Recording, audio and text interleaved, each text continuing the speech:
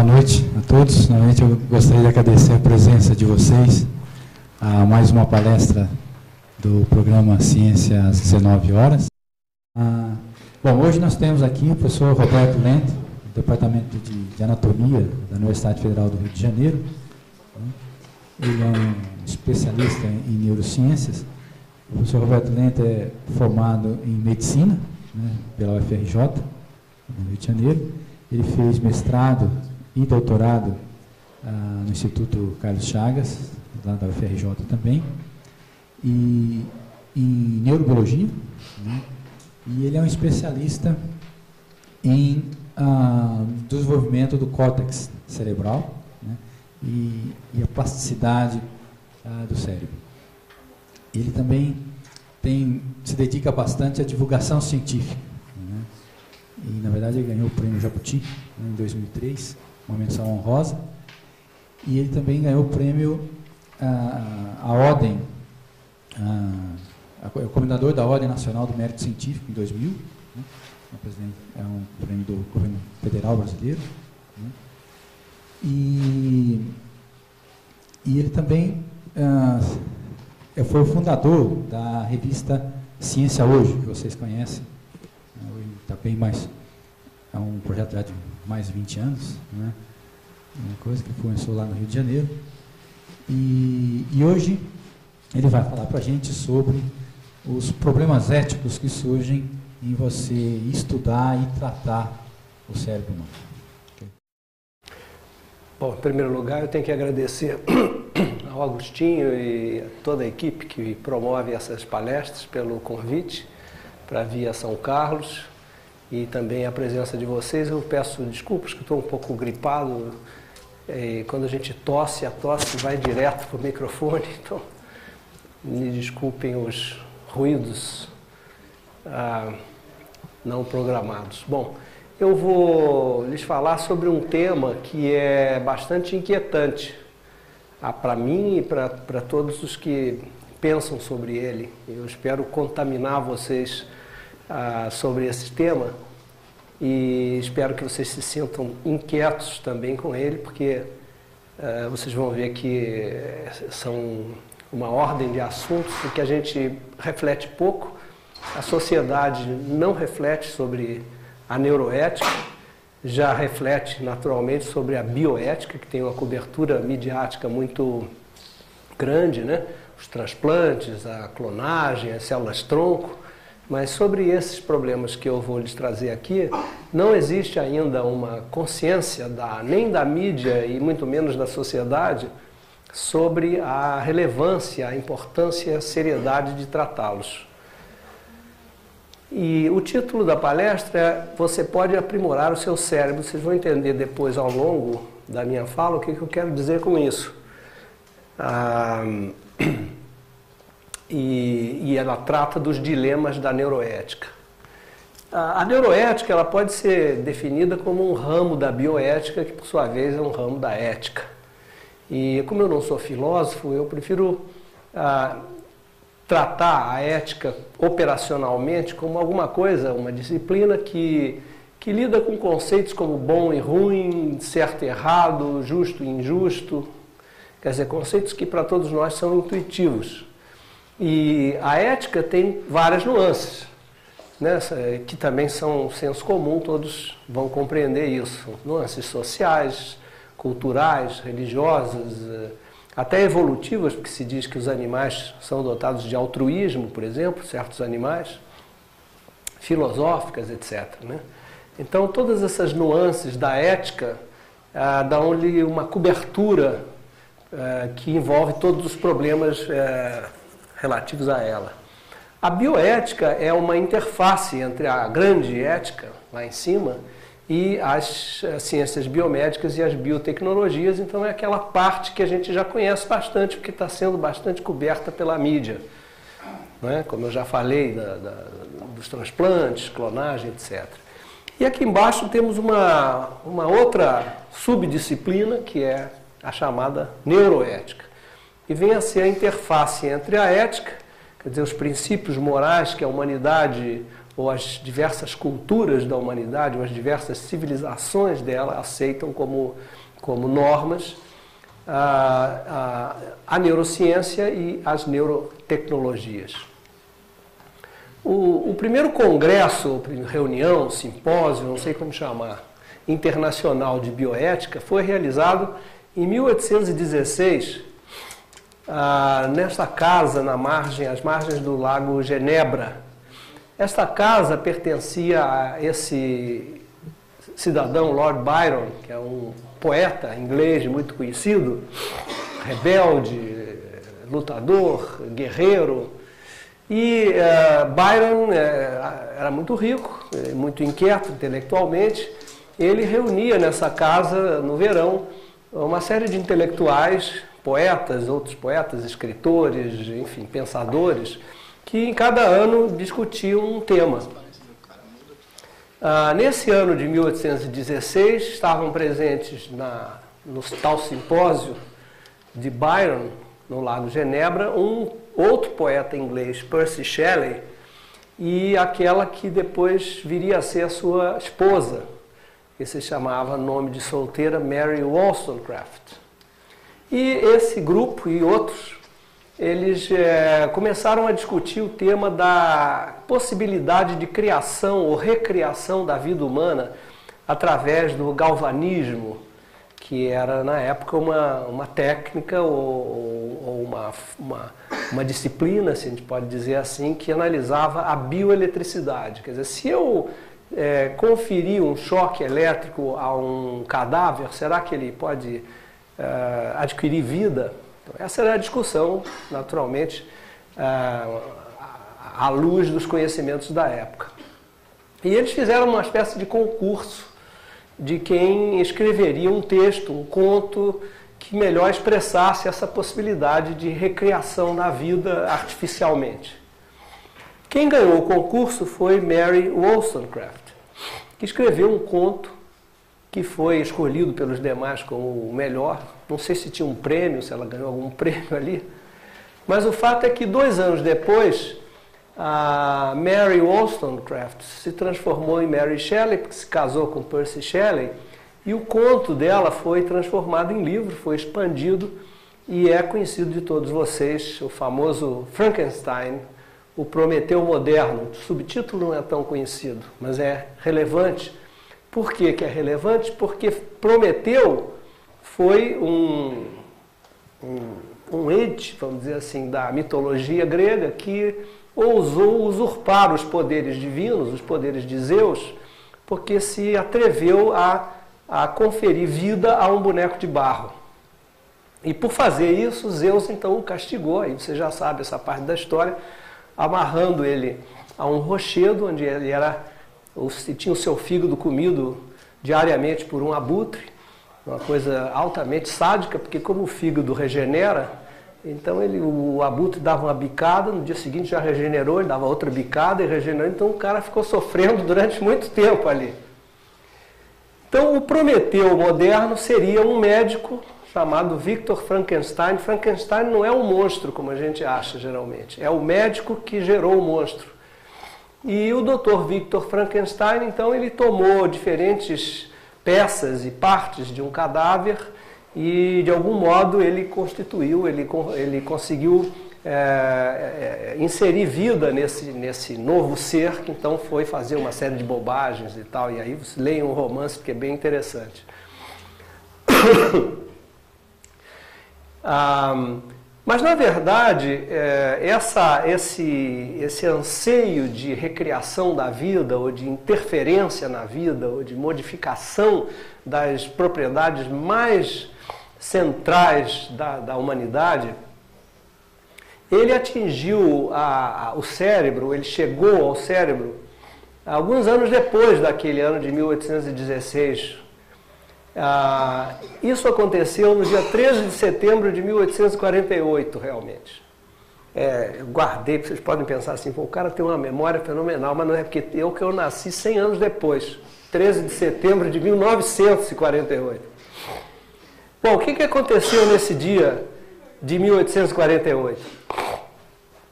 Esse cidadão aqui Phineas Gage, que era um operário ferroviário norte-americano, era assim um operário padrão. Ele era presbiteriano, temente a Deus, com uma família constituída, muito bom operário, já tinha ganho prêmios na sua empresa. O que ele fazia? Ele era encarregado de fazer um furo na pedra. Nesse furo ele colocava pólvora e como é que chama aquele fiozinho de rastilho? Não? Pavio. Colocava um pavio, em cima da pólvora ele colocava areia, aí com uma barra de ferro ele socava a areia, depois o pavio era aceso, aquilo explodia e com isso se nivelava o terreno para passar os trilhos da estrada de ferro. Só que nesse dia o Phineas Gage fez um erro fatal. Ele esqueceu de pôr areia. E quando ele percutiu com a barra de ferro, ele o fez diretamente na pólvora. E a barra de ferro se projetou contra ele, realizando esse trajeto aqui. Então entrou pela reborda orbitária inferior, destruiu um dos olhos e destruiu uma parte do cérebro e saiu por cima. Esse indivíduo foi tratado por esse médico e milagrosamente sobreviveu, numa época em que não existiam antibióticos, nem nenhum recurso da medicina contemporânea. Ele sobreviveu 12 anos, o Phineas Gage. E o que aconteceu com ele de diferente? É que ele deixou de ser um operário padrão e passou a ser uma espécie de hippie, precursor dos hippies. Ele passou a ser rebelde, dissoluto, abandonou a família, já não se vestia convenientemente, abandonou a igreja, largou o emprego, dizia palavrão, falava mal dos governantes. Ele passou a ser um rebelde e um andarilho, ele abandonou tudo e foi parar na Califórnia, onde morreu 12 anos depois. O que significa isso? Significa que ele teve uma mudança de personalidade muito séria e muito radical, que foi toda descrita pelo Dr. Harlow, que ficou tão interessado no caso que foi à Califórnia, exumou o cadáver. Esse cadáver, então, daí ele tirou o crânio, não tinha como conservar o cérebro, e o crânio do Phineas Gage está depositado no Museu Warren, da Universidade de Harvard, até hoje. E esse crânio foi utilizado recentemente, em 1997, para se reconstituir a trajetória da barra de ferro e, com isso, estudar que possíveis áreas cerebrais foram atingidas por esse projétil involuntário. Então, daí surgiu uma série de desenvolvimentos que ocorriam em paralelo nessa mesma época, no século XIX, e que atribuíam a diversas regiões do sistema nervoso central várias propriedades mentais, ou várias propriedades complexas da mente humana. Da mesma maneira como Phineas Gage sofreu uma lesão frontal e mudou de personalidade, o que ele perdeu? Ele perdeu o ajuste social, passou a ser um indivíduo desajustado socialmente. Então, aqui na frente existiria uma área do ajuste social.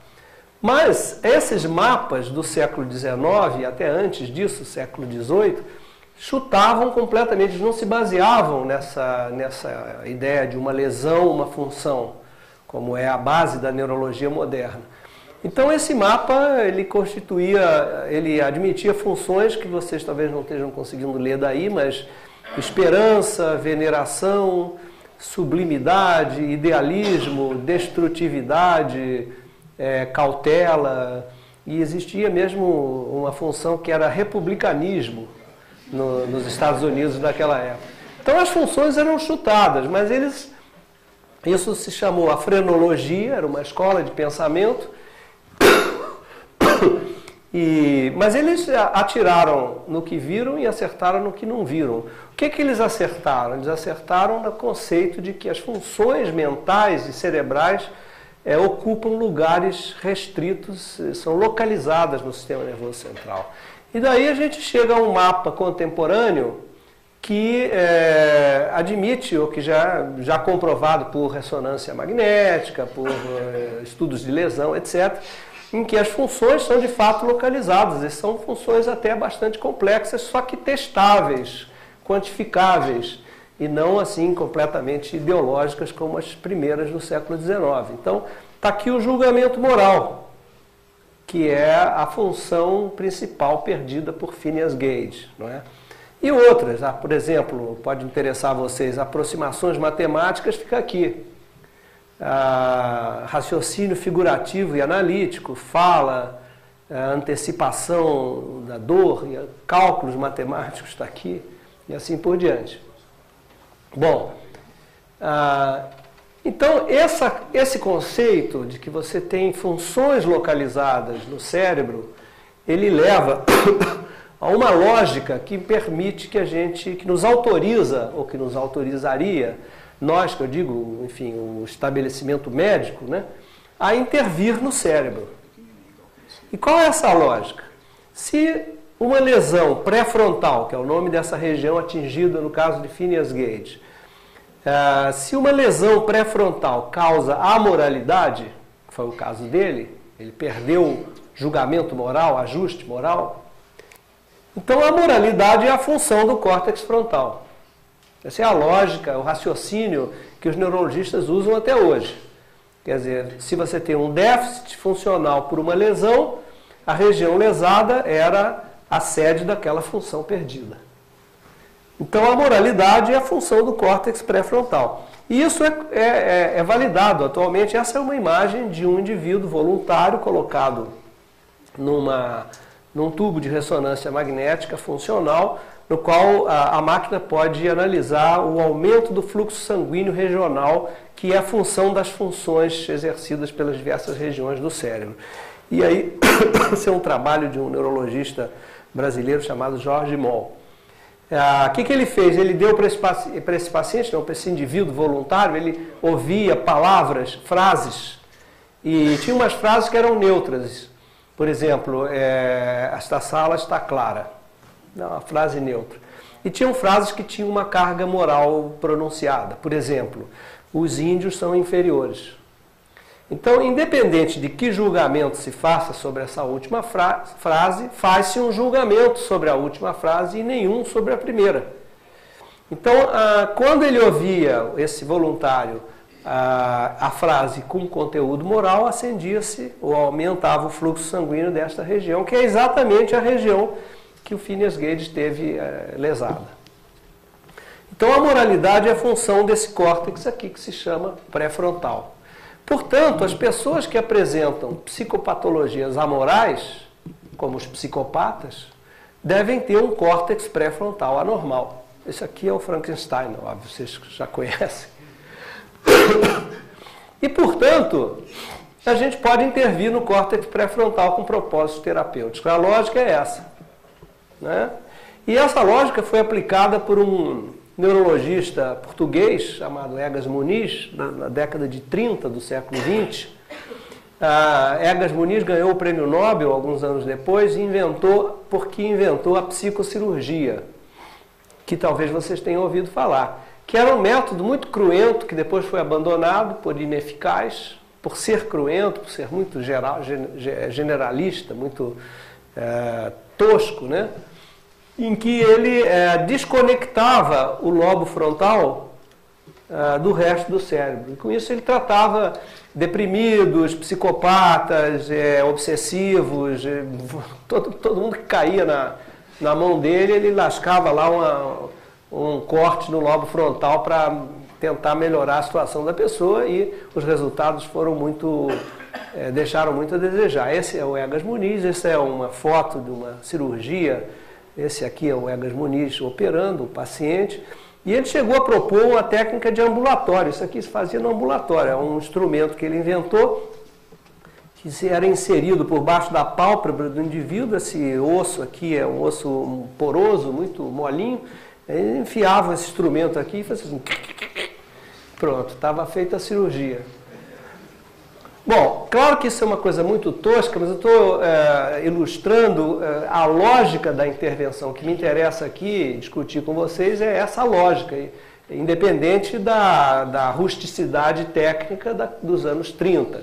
Hoje faz cirurgias desse tipo, mas com uma delicadeza, uma precisão muito maiores, obedecendo a mesma lógica, no entanto. Então a gente começa a analisar algumas perguntas que são relevantes para essa intervenção que se pode fazer sobre o cérebro. A primeira é a seguinte: será que é ético intervir no cérebro com propósitos terapêuticos? Quer dizer, eu tenho um doente e eu tenho uma possível indicação de uma lesão cerebral e é justificável eticamente que eu vá e faça uma lesão ou eu tire um pedaço que esteja doente eventualmente nesse paciente? Bom, aí a gente entra na questão do diagnóstico, porque para a gente fazer isso a gente precisa ter um bom diagnóstico, que já é um problema, porque o diagnóstico se baseia na definição de normalidade, e esse conceito de normalidade é um conceito muito difícil de estabelecer. Por exemplo, se você lida com um câncer, com um aneurisma, com um traumatismo, você lida com decisões muito fáceis. Mas se você lida com psicopatologias, um indivíduo com transtorno obsessivo compulsivo, ou um indivíduo com uma depressão, aí as suas decisões são já bastante difíceis.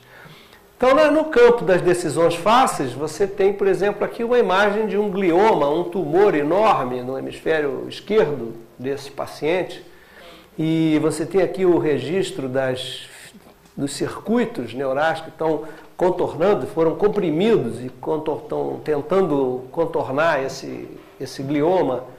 Esse indivíduo tem sintomas. Ninguém vai discutir que o cirurgião imediatamente remova esse glioma aqui.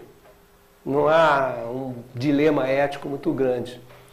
Mas se você considerar a imagem que se pode registrar num indivíduo com um transtorno obsessivo compulsivo, não sei se sabem o que é uma doença psiquiátrica que vamos dizer, impõe ao indivíduo um comportamento que ele não tem domínio. Pode ser um comportamento ou pode ser um pensamento. Então, por exemplo, isso atrapalha muito o desempenho social, emocional, etc. da pessoa. Tem alguns obsessivos que são declarados, autodeclarados. O Roberto Carlos, um deles, aquela menina, uma modelo muito famosa, que sempre esqueço o nome dela, deu várias entrevistas, e que era uma pessoa que ela era obsessiva e obcecada por tomar banho. Só que os banhos dela demoravam assim 8 horas, sem brincadeira. Então ela entrava no banheiro e ficava 8 horas tomando banho. A vida fica inviável. Tem os colecionadores, né? Esse colega Leonardo Fontinelli, que é especialista em toque, ele tem uma coleção de pacientes que são aqueles que coletam coisas em casa, e ele uma vez apresentou fotografias da casa desses pacientes, você não consegue andar. Esse monte de jornais, livros velhos, coleciona tudo, você não anda na casa, mas é impressionante. Bem, você olha para o cérebro desses pacientes, não tem nada de anormal que você consiga ver, é muito difícil. Existem alguns trabalhos muito detalhados que indicam que você possa ter uma diferença entre esse circuito e esse circuito, mas não é nada assim que se compare a isso. Então, será que você pode indicar uma terapia cirúrgica, por exemplo, nesse caso? Não. Então, eu estou aqui no campo das decisões difíceis. Bom, mas vamos supor que eu possa decidir por um tratamento. Então, eu tenho dois problemas. Eu tenho, primeiro, quando que eu posso fazer tomar essa decisão? Se o diagnóstico é muito precoce, ele pode ocorrer até antes da doença se manifestar. Já existem instrumentos para isso. Ou se ele é tardio, um pouco depois. E se é possível decidir precocemente, o que a gente faz com essa decisão? Eu lhes dou alguns exemplos. Várias doenças do sistema nervoso são conhecidas e apresentam anomalias no cérebro. Em especial, vamos nos reportar essa aqui, que é chamada doença de Huntington. É uma doença motora na qual o indivíduo tem movimentos anômalos. Então, se eu sou um doente de Huntington, eu estou andando aqui, daqui a pouco eu faço assim. E parece engraçado, mas isso inviabiliza a vida da pessoa. Eu uma vez vi um paciente que era um motorista de táxi. Ele desenvolveu doença de Huntington e começou a bater com o carro. Porque ele estava dirigindo e de repente a mão dele ia lá para longe e o carro fazia uma curva e ele batia. Ele não controla esses movimentos. Bom, a doença de Huntington, que está aqui, ela tem o seu sítio gênico conhecido no cromossomo 4. E esse gene produz uma proteína chamada huntingtina, que controla canais iônicos das sinapses cerebrais de determinadas regiões. Então, você já conhece a etiologia da doença. Você sabe qual é o gene que produz essa doença, sabe quando ele está mutado, sabe qual é a proteína que esse gene produz, sabe o que essa proteína anômala, no caso do doente, o que ela faz e, portanto, tudo que acontece a seguir de patológico, de sintomático nesse doente. Portanto, eu posso fazer um diagnóstico pré-natal. Então, eu posso, por exemplo, analisar o genoma de um indivíduo com 20 anos e dizer assim, olha, você tem muita probabilidade de aos 55 ser um huntingtoniano. Eu posso fazer isso pós-natal, que é o exemplo que eu dei, um indivíduo de 23 anos, ou eu posso analisar o genoma de um casal e saber qual a probabilidade dos filhos desse casal desenvolverem doença de Huntington. Se eu faço isso, é um problemaço para esse casal e para o indivíduo aqui embaixo. Né? Eles podem considerar pré-selecionarem os seus parceiros, o que lhes limita a liberdade afetiva, obviamente. Eles podem optar por reprodução programada in vitro, também é um problema, não é simples, aborto, nem falar. E aqui embaixo, se eu diagnostico num indivíduo de 20 anos que ele será possivelmente com alta probabilidade, no caso de Huntington a probabilidade é alta, porque o gene é dominante. Então é muito provável. Esse indivíduo precisa de assistência psicológica, óbvio. E ele terá que ser sujeito a terapias biomédicas que são todas experimentais, nenhuma eficaz ainda. Bom, no caso de doenças neurodegenerativas, como é o caso de Huntington, a decisão é fácil. Se eu tenho um tratamento, eu uso esse tratamento, porque o doente de Huntington, ele vai morrer. O doente de Parkinson vai morrer, o doente de Alzheimer vai morrer. E sofrem muito, são doenças muito sofridas, né? Então, não há, assim, um problema ético muito grande se eu faço diagnóstico precoce ou qualquer que seja ele. Eu tenho que tratar. A civilização ocidental considera que tratar é sempre justificado, porque tem como objetivo diminuir o sofrimento humano. Então, você não tem uma discussão ética, você avalia, sim, se tem contraindicações, efeitos colaterais e coisas desse tipo, custo-benefício, na verdade. Mas a decisão de tratar não apresenta um dilema ético muito grave, muito complexo, né? Mas, bom, e se eu começo a conseguir fazer esse diagnóstico em doenças que são um pouquinho mais sofisticadas, vamos dizer, não sei se seria o termo, mais complexas ou mais sutis, como a esquizofrenia, cujo diagnóstico é já um pouco mais difícil, ou o TOC, que eu já mencionei, ou o transtorno bipolar. E pior, se eu puder atribuir causas genéticas, por exemplo, apenas a comportamentos inadequados desse tipo, agressividade ou tendência à dependência química, timidez. Timidez não é uma doença, obviamente, mas é chato ser tímido, né? E será que se eu tivesse um tratamento para timidez, o tímido não gostaria de se submeter a esse tratamento? Talvez. Mas certamente é uma decisão difícil, porque você não pode considerar como uma doença. Então aqui nós estamos no campo das decisões difíceis. Bom, se eu faço o diagnóstico desses casos todos, quaisquer que sejam os mais fáceis, doenças neurodegenerativas, até os mais difíceis, como é que eu lido com essa informação? O geneticista que fez o diagnóstico fica na moita e não diz nada?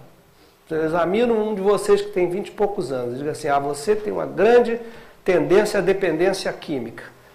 Se provar cocaína, está preso nela. Eu digo para a pessoa, ou eu fico com essa informação, o geneticista. Eu só digo ao indivíduo ou eu aviso a família? Ou será que, como já se propôs, algum órgão governamental deveria ter a ficha médica ou genética dos indivíduos para saber como lidar com eles, ou, nas hipóteses piores, controlá-los, né? Ou alguma ONG? Então, nós não resolvemos esse problema ético. Quem guarda a informação pessoal de um indivíduo diagnosticado precocemente com uma doença, que pode ser grave como essas. E o que aconteceria se a gente opta por dizer ao indivíduo? Obviamente, depressão, baixa autoestima, o desenvolvimento de alguma psicopatologia paralela. E o que aconteceria se a sociedade soubesse da propensão desse indivíduo a ter dependência química ou Huntington? Certamente preconceito, certamente uma baixa empregabilidade desse indivíduo, certamente rejeição por empresas de seguro-saúde e, muito possivelmente, também pelo sistema educacional. Então, esse é um problema ético complicadíssimo. E veja que estamos lidando aqui com doenças, depois vocês vão ver onde eu vou chegar. Eu vou depois passar para a pessoa normal, que aí é mais complexo ainda. Mas só lidando com doenças em que o tratamento é justificável eticamente, sempre, a gente já tem esse conjunto de problemas éticos muito agudos, muito difíceis, né, de lidar. Bom, outro problema, supondo que existe o tratamento, quem decide aplicá-lo? Então a gente entra numa questão aqui que é o livre-arbítrio. Muitos desses pacientes não são dotados de livre-arbítrio, principalmente quando envolve o córtex pré-frontal, que é uma região chamada do comando executivo das nossas funções mentais. Os indivíduos que têm lesões aqui, eles perdem livre-arbítrio. É um doente de Alzheimer demenciado, ele não tem condições de raciocinar ou de dizer se ele quer o tratamento, não quer o tratamento, não é? Então, quem decide por ele, por esses doentes? Novamente, a gente tem aquela nossa escalinha, decisões fáceis. Tem Huntington, Parkinson, Alzheimer, pode protestar o que quiser, tem que ser tratado. Eu acho que a civilização humana considera isso. Quando uma pessoa tem uma doença grave, mesmo que ele não queira ser tratado, ele tem que ser tratado. A medicina, pelo menos, encara dessa maneira, a gente aprende isso no curso médico. A missão do médico é tratar o paciente, mesmo que ele não queira, salvo condições muito especiais, mas nessas aqui, com certeza. Bom, mas tem condições que são menos incapacitantes e não são mortais. E aí o livre-arbítrio começa a se fazer presente, como surdez, cegueira, afasia congênita, que é a dificuldade de falar, né? Os mudos, né? Existe um caso judicial famoso nos Estados Unidos de uma comunidade de surdos, cujos filhos, alguns dos filhos dessa comunidade não eram surdos, não nasciam surdos. E houve uma enorme pendência judicial porque a comunidade começou a proibir esses meninos e meninas não surdos de frequentarem escolas de não surdos. Eles queriam que os seus filhos, embora não fossem surdos, frequentassem apenas escolas de surdos. E o argumento era de que eles pertenciam a uma comunidade, essa comunidade vivia muito bem obrigado, não precisava falar, não precisava ouvir nada, porque se comunicava, tinha suas formas de socialização. E isso correu na justiça, não sei bem qual foi o resultado, mas é uma discussão muito séria, porque será que essa comunidade de surdos pode impor a crianças que não são surdas um conjunto de comportamentos que eventualmente ela não queira adotar quando adulto, mas que, se adotado quando criança, pode ter consequências permanentes? Então a coisa começa a complicar aqui embaixo. E mais ainda aqui, porque aqui a timidez, baixa estatura é chato, né? Na nossa civilização, quem é baixinho sempre talvez não gostasse de ser baixinho, gostasse de ser altão e tal. Puro cultural, né? Mas é verdadeiro.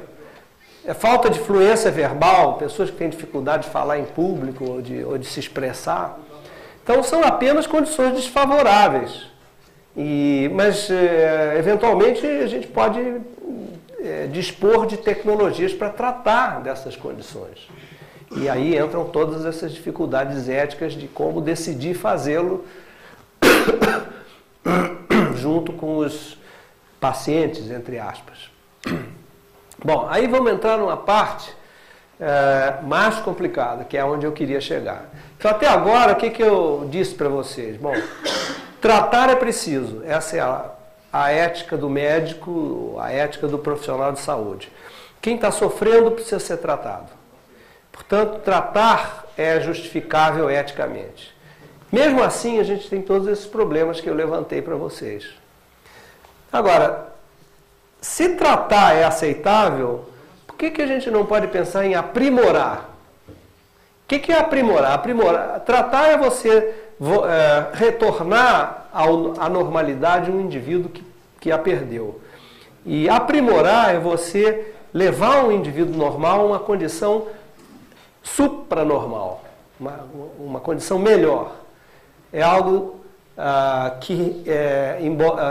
o tratamento objetivo é restaurar a normalidade e o aprimoramento visa superar a normalidade. Então é algo que pode ser explicitado por essa brincadeira aqui. Bom, a nossa questão é a seguinte. Primeiro, o que é aprimoramento? Aprimoramento comportamental a nossa sociedade aceita. Treinamento repetitivo, leitura dinâmica, ensino rápido de idiomas, tem um monte. E a gente acha isso ótimo, todo mundo faz esses cursinhos, nenhum problema. Aprimoramento biológico já se tornou aceitável. No início era meio complicado, mas Viagra, Botox, silicone, cirurgia estética, malhação e até o café. Tudo isso é aprimoramento biológico. A gente faz para ficar melhor, né? Mais bonito, ou mais potente, ou mais forte, ou mais alerta, no caso do café, e ninguém questiona. Embora seja uma ação artificial que a civilização compôs, ou criou, para que nós nos tornemos melhores do que somos normalmente. Então isso é aceitável. Agora, o aprimoramento biológico cerebral, aí temos problema, porque a sociedade ainda não aceita. E disso é que nós vamos tratar daqui para frente. Então são os transplantes de tecido cerebral, células-tronco, por exemplo, no cérebro de um indivíduo, transplantes de chips, nós vamos falar nisso já, drogas psicoativas, todas as drogas ilícitas, cocaína, êxtase, LSD, são drogas cuja justificativa teórica, se aqui existe alguma, mesmo que intuitiva, é assim, é o barato, vai ficar melhor, a ideia é essa, né? Mesmo se a gente desconsiderar a questão da dependência, que é uma tragédia, né? A motivação do usuário de uma droga e daqueles que preconizaram a droga, o uso dessas drogas aí nos anos 70, os anos 60, Timothy O'Leary era um professor de Harvard que advogava o uso do LSD como um expansor dos sentidos e dos prazeres. Ele tem livros publicados sobre isso. A justificativa é o aprimoramento biológico.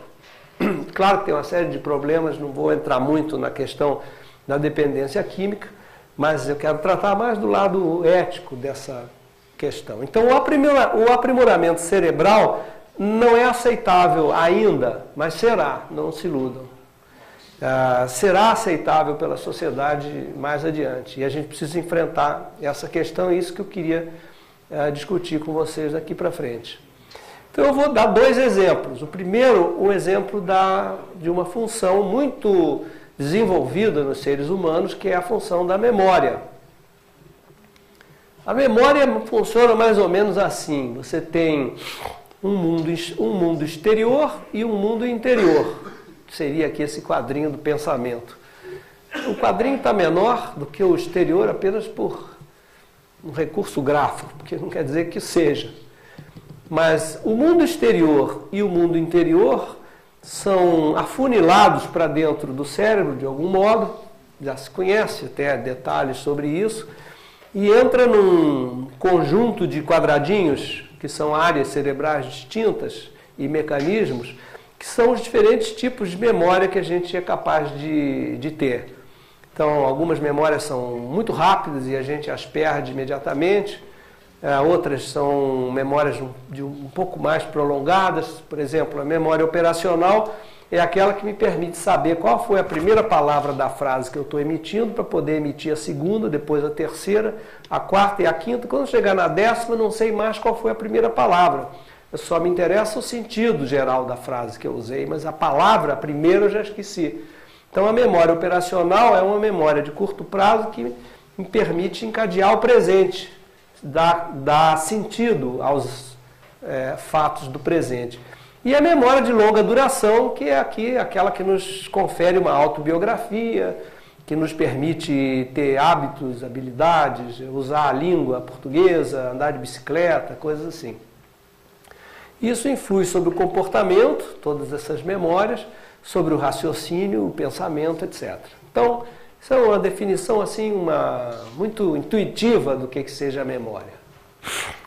A primeira definição, uma das primeiras definições de memória, foi devida a esse cidadão aqui, Hermann Ebbinghaus, no século XIX, século XX, e ele definiu a memória pelo seu oposto, isto é, pelo esquecimento. Ele fez um experimento em que ele fornecia a pessoas palavras nonsense, né? Palavras que pareciam palavras na língua do indivíduo, no caso no alemão, mas que não significavam nada, uma atrás da outra, um certo número. Depois esperava um tempo, 20 minutos depois ele perguntava a essa pessoa quais foram as palavras que ele ouviu. O cara já tinha esquecido 50% delas, em 20 minutos. Em 1 hora mais ainda, não chegava. Em um mês ele lembrava 10, 20% daquelas palavras. Então ele fez essa curva, que é a chamada curva do esquecimento de Ebbinghaus, que quantifica de uma certa maneira a memória pelo seu oposto, que é o esquecimento. Bem, dou um pulo de 1 ou 2 séculos, né? E a gente já está numa situação atualmente, no início do século XXI, em que a gente já conhece os mecanismos moleculares da memória. Vocês já tiveram aqui a presença do Ivan Esquerdo, né? Que já provavelmente os que tiveram presentes já assistiram ele falar sobre alguns dos mecanismos moleculares da memória. Esses mecanismos são baseados na sinapse. E a sinapse é o ponto de junção, de acoplamento entre 2 neurônios, por onde passa a informação de um neurônio para outro. Então esse é o neurônio pré-sináptico, esses azuis, e aqui o neurônio pós-sináptico, e a informação tem que passar daqui para cá. E o faz através de mensageiros químicos, que são armazenados no elemento pré-sináptico, são liberados nessa fenda, são reconhecidos por canais iônicos, por receptores moleculares, que são proteínas, e geram uma nova mensagem nesse segundo neurônio, e a coisa então segue para frente. Esse processo aqui é um processo de milissegundos, representa apenas a passagem da informação. Mas se esses receptores interagirem uns com os outros, é possível fazer perdurar essa informação por alguns segundos. Se, além disso, houver uma série de vias de sinalização intracelular que possam fortalecer esse complexo sináptico aqui, essa informação dura alguns minutos. E se essa informação alterar a expressão gênica e produzir a síntese de proteínas e, eventualmente, mais receptores ou mais sinapses, essa informação dura horas, ou dias, ou uma vida inteira, como é o caso das memórias que a gente comumente tem. Então, os pontos cruciais do mecanismo molecular da memória estão aqui nesses asteriscos. E eu só estou dizendo isso porque você já encontra na literatura o desenvolvimento de drogas, medicamentos, que atuam sobre estes pontos e que já foram testados e que têm efeitos positivos em aprendizagem, memorização, desempenho em jogos, desempenho de pilotos em condições de provas, né? naquela central de provas para pilotos de avião. Quando tomam esses medicamentos, eles têm um desempenho melhor. Tomara que não tomem no voo mesmo, né? Mas, enfim, são testes que foram feitos. Então, já existem drogas como a ampaquina, o Rolipram, que têm resultados positivos sobre a memória, porque são dirigidos aos mecanismos moleculares que começam a ser bastante bem conhecidos. Bom, então a gente já está numa situação em que a gente pode prever para os próximos anos uma pílula da memória, que produzirá isso aqui, o aprimoramento da memória. Quer dizer, agora em vez de eu esquecer 50% em 20 minutos, eu só esqueço 10%. Melhorou, né? Então a pílula da memória está no horizonte. Já estão sendo publicados trabalhos como esse que eu já mostrei, que desenvolvem medicamentos que podem ser usados para o aprimoramento da memória. Quando essas pílulas estiverem disponíveis, quem toma? Quem vai poder tomar? Essa é a questão ética que vai se colocar. Então, óbvio, aí a nossa escalinha das decisões, pacientes com Alzheimer, não há dúvida. Então é o primeiro candidato a tomar a pílula da memória. O cara está perdendo a memória, o velhinho, que está já começando com doença de Alzheimer, já logo toma a sua pílulazinha da memória. Pessoas idosas preventivamente também. Então eu, por exemplo, já sou um candidato que já vou querer tomar a pílula da memória. Mas que dizer de estudantes antes das provas, para se desempenhar melhor nas provas? Ou trabalhadores desempregados que vão fazer um concurso público? Ou trabalhadores especializados que dependem de memória, policiais, por exemplo, que me ocorre agora, ou arquivistas, ou qualquer pessoa. Eu quero melhorar a minha memória, por que não? Não é? Bom, aí nós temos um monte de problemas. Temos problemas sociais, porque a pílula vai custar caro, então alguns poderão comprar, outros não poderão comprar. Né? Temos problemas isso vai criar condições de desigualdade, porque os estudantes que tomarem a pílula da memória terão melhores resultados nas provas do que os estudantes que não tomarem a pílula da memória. Tem o problema dos efeitos colaterais, mas que isso você pode dizer assim, bom, uma questão de desenvolver a tecnologia para diminuir os efeitos colaterais. Então, a pílula da memória está no horizonte e cria uma série de problemas éticos muito sérios se ela for aplicada ou se ela for extensiva a indivíduos por puro aprimoramento mental, desejo de aprimoramento mental. Segundo exemplo, habilidades motoras. Habilidades motoras são propiciadas por um conjunto de regiões do sistema nervoso central que podem ser sumariadas por esse diagrama de blocos e que é assim, complexo para o leigo, mas só para vocês terem uma ideia geral de como funciona. Os músculos estão aqui, são os efetuadores, né?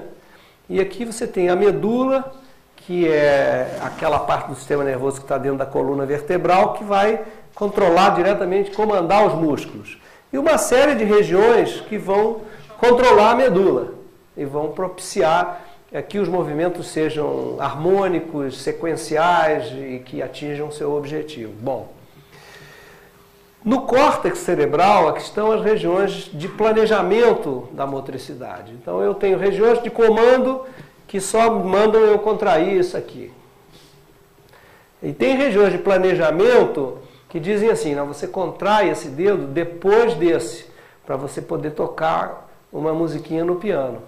E este depois do outro, depois o outro, e numa ordem definida. Então existe um software, por assim dizer, nesta região aqui, que informa esta região aqui qual a ordenação de contração dos músculos para cada comportamento complexo que a gente queira analisar.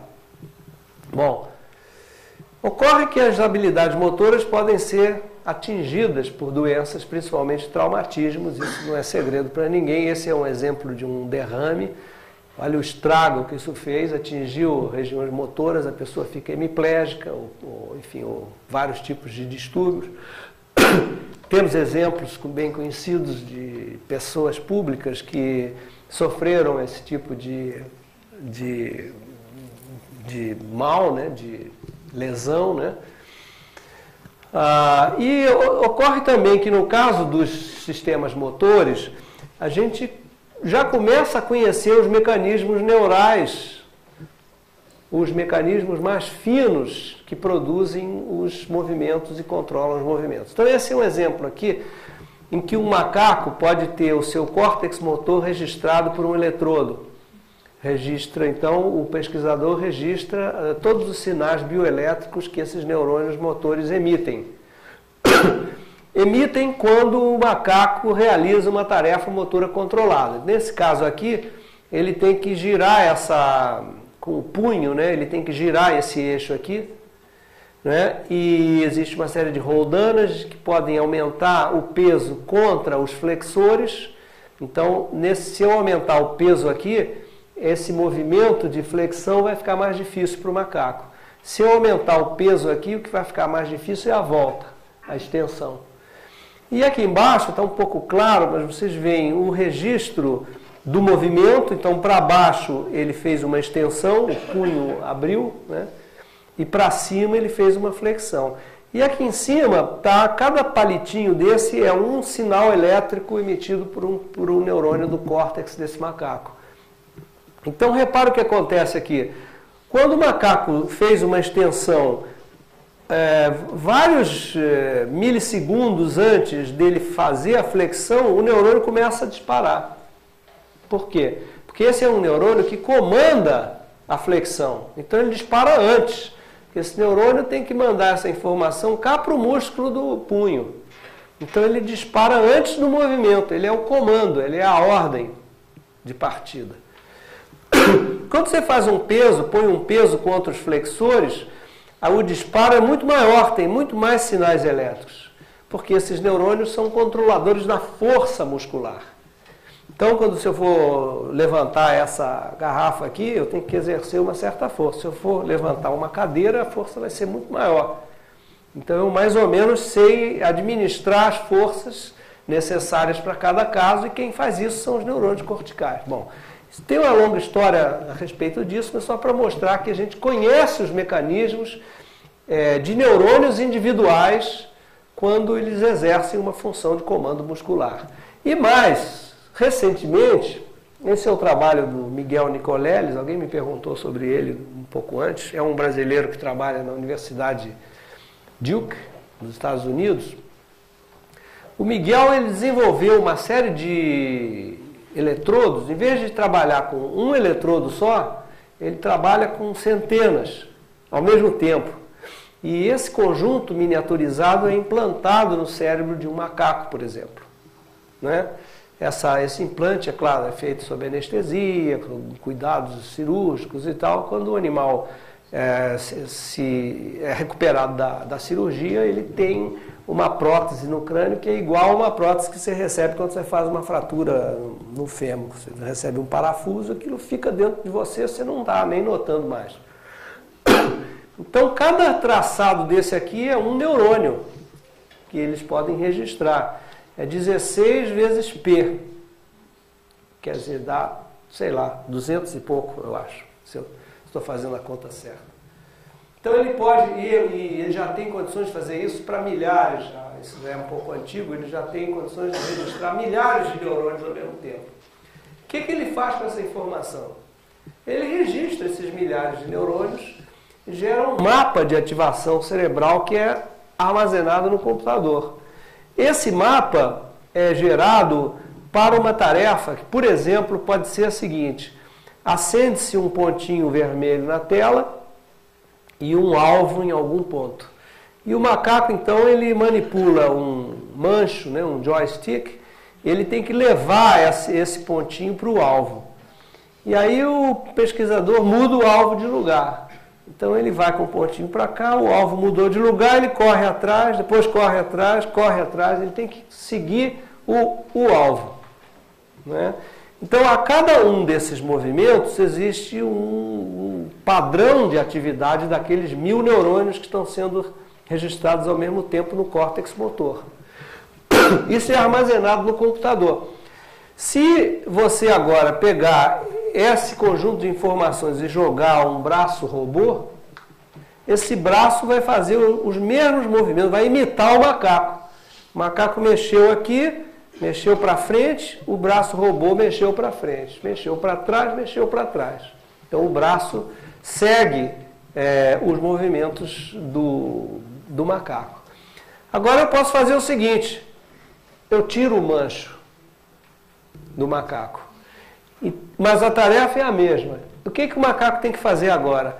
Ele tem que só que pensar, imaginar que esse pontinho vermelho está seguindo o alvo. Então, quando ele faz isso, aquelas mesmas regiões vão ficar ativas e aquilo é, então, levado de novo ao computador. Bom, agora, nesse caso, o que acontece? Você pode tirar o macaco de cena, jogar, botar ele, levar ele de volta para o biotério, lá para as brincadeiras dele, comidinha dele e tal. Você dispõe de uma maneira de ativar o robô, de levar o robô, sem a presença do macaco, a fazer esses movimentos de segmento, esses movimentos complexos.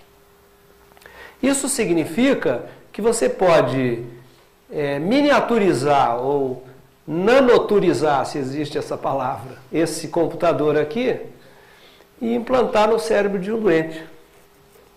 Isso também está no horizonte. Já se começa a gerar chips que encerrem programas para certos movimentos, claro, a gente está longe de conseguir a complexidade e a variedade de movimentos que a gente é capaz de fazer, mas para pacientes traumatizados medulares, você já consegue colocar chips que permitam, por exemplo, que a pessoa conduza a sua cadeira de rodas, pelo pensamento.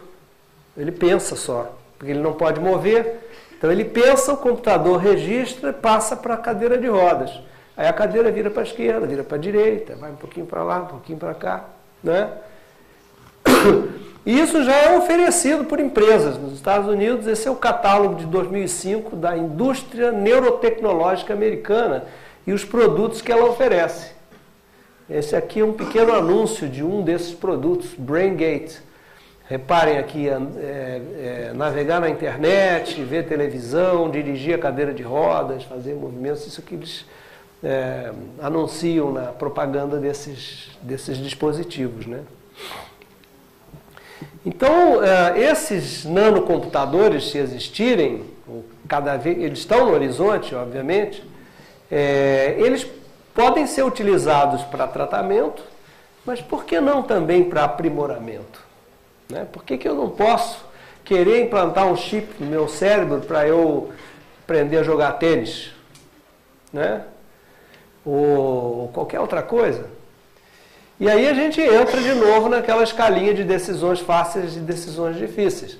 Pacientes com lesão medular, nenhum problema. Primeiros candidatos. Lesão cerebral, idem. Bom, atletas para se desempenhar melhor, a gente não aceita o doping. Não é? Porque a gente considera que o doping é uma, digamos, uma deslealdade com o atleta que não o usa. Né? O atleta que se dopa é um atleta que utilizou de um recurso artificial para ter um desempenho melhor. Então isso não é eticamente aceitável pelos padrões atuais. Eu me arrisco a dizer, polemicamente, que será no futuro. Passará a ser aceito o doping, eu acho. Por quê? Porque existem limites físicos para o desempenho das pessoas. Cada vez é mais difícil ultrapassar os recordes. E cada vez é um micronésimo de segundo que o nadador consegue na frente do outro. São limites físicos do corpo humano. E no limite, vai acabar o esporte. Quer dizer, o esporte, desse tipo de esporte de atingimento de limites, né? Os esportes coletivos como futebol, vôlei, etc., já não tanto. Mas essa também é uma outra questão. Se a gente não aceita o doping, que dirá aceitar o implante de chips em atletas para eles se desempenharem melhor? Ou em artistas para eles se desempenharem melhor? Ou em trabalhadores especializados? Então a Petrobras diz assim, eu preciso de mergulhadores que vão no fundo do mar e operem aquelas máquinas de prospecção de petróleo lá embaixo, etc, etc. Então, você quer se empregar na Petrobras? Então você tem que assinar um termo que eu vou implantar em você um chip para você não errar na operação dessa máquina. Isso é um problema. As empresas podem exercer um poder coercitivo indevido na seleção dos seus empregados, forçando-os a aceitarem coisas desse tipo. Isso também está no horizonte para a gente discutir. Parece meio science fiction, mas temos que pensar nisso porque rapidamente essas questões vão aparecer. Bom, então o dilema ético fundamental das neurotecnologias que eu queria trazer para provocar a reflexão de vocês pode ser resumido por várias condições que comparam o tratamento com o aprimoramento. O tratamento é justificado porque os pacientes são doentes e eles não têm outra escolha e podem assumir os riscos, né? Normalmente é o que a gente diz. Enquanto que o aprimoramento não seria justificável porque as pessoas normais têm escolhas e os riscos podem não valer a pena.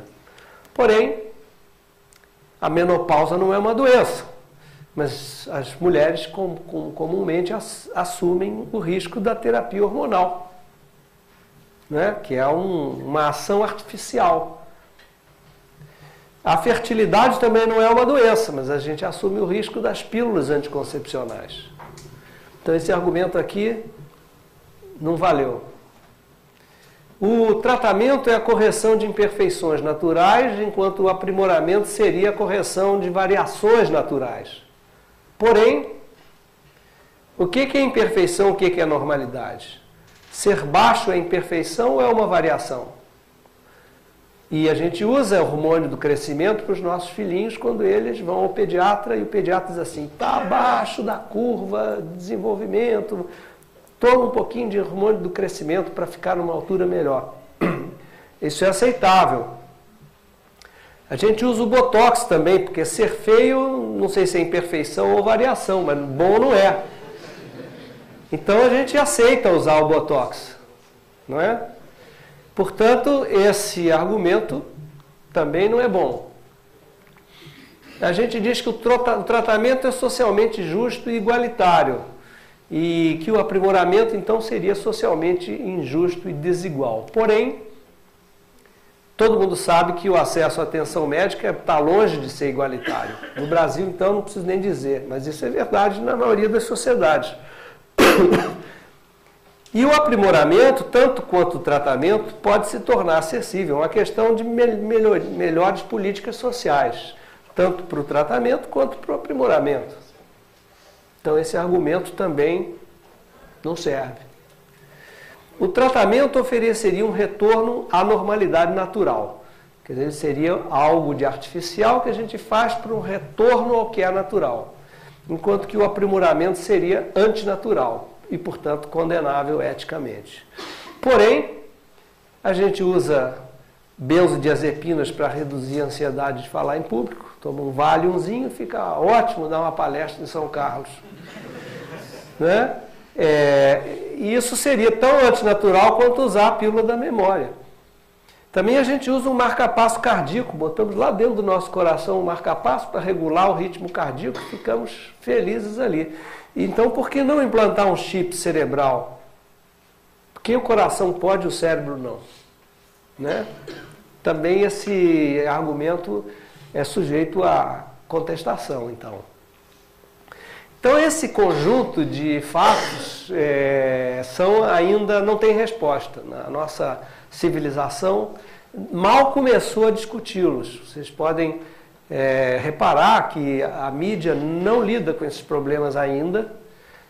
Há poucas publicações sobre isso, poucos livros sobre isso, mas as neurotecnologias estão chegando aí, como eu lhes mostrei. Estão chegando ao mercado e por isso que a gente precisa se antecipar e colocar isso em discussão. Nesse século XXI,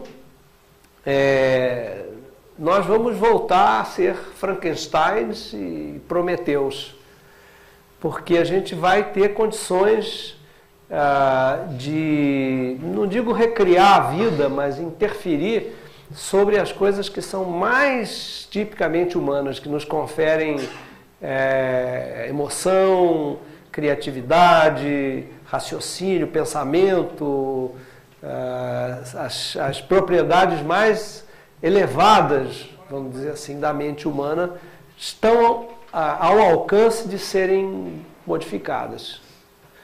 Isso é algo muito, talvez, além do que a Mary Shelley pretendia no século XIX, quando ela criou o romance Frankenstein. Então, a nossa perspectiva é essa aqui. Eu encerro com essa caricatura, porque o que a gente está vendo é que a ciência o burrinho da ciência está lá na frente. E nosso raciocínio ético está para trás. E a gente precisa correr muito para dar uma orientação à ciência. A ciência não existe independente da sociedade, e para o bem ou para o mal. Então é preciso que a sociedade discuta a criatividade da ciência, os produtos que a ciência gera, para que ambas se entendam. As novidades da ciência precisam modificar a sociedade, fazem isso constantemente, e a sociedade precisa discutir os feitos da ciência para que eles possam ser controlados por ela. Não é? As explosões nucleares nos trazem muitos benefícios, mas também nos trouxeram muitos malefícios. E a sociedade tem que regular isso, como faz, ou tenta fazer. Da mesma forma com o que vai acontecer com as neurotecnologias. Então era isso que eu tinha a dizer. Obrigado. Assim, já que você mencionou sobre a psicopatia durante a sua palestra, eu queria falar sobre aquele caso que você tem agora da Suzane, que assim, eu nem sei se ela se encaixaria no padrão de uma psicopata, mas partindo do pressuposto de que fosse, como o cérebro, nesse caso, estaria determinando o comportamento, eu acho que assim, a justiça no Brasil, por enquanto, pelo menos, não leva em consideração esse tipo de caso. Isso seria um problema exclusivo do Brasil, ou é uma coisa do mundo como um todo, essa coisa de não levar, por exemplo, esses comportamentos que são considerados hoje criminosos, mas que ao mesmo tempo também seriam meio que instintivos? Isso é uma coisa que em algum lugar tem se discutido a respeito disso? Tem. Não, a justiça leva em conta, sim. O problema é um problema de diagnóstico. A justiça não imputa criminalidade a um indivíduo que é considerado mentalmente incapaz. Então, se um indivíduo comete um crime e a medicina atesta que ele o fez na condição de um doente mental, ele não é imputável, ele pode ir para um hospital psiquiátrico, mas ele não é preso.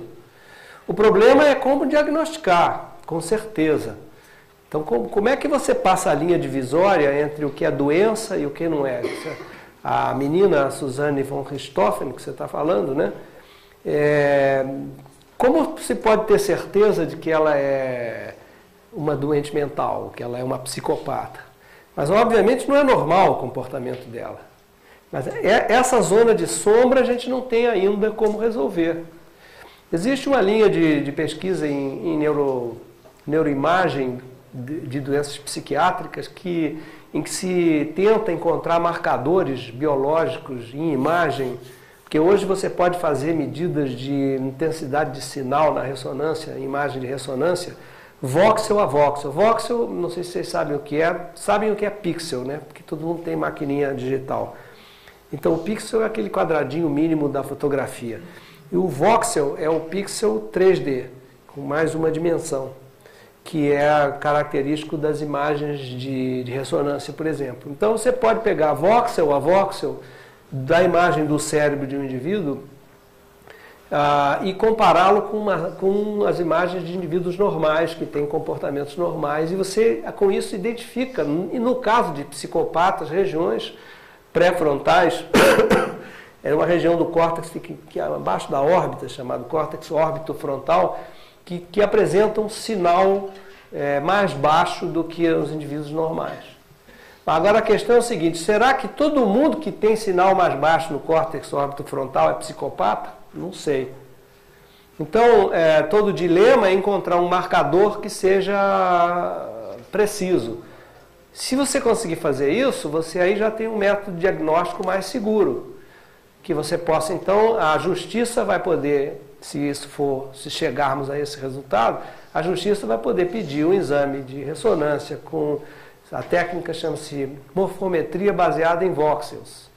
Então você faz o VBM e com isso se diagnostica. Suzanne von Richthofen é psicopata, não pode ser imputada, tem que ser internada numa instituição psiquiátrica.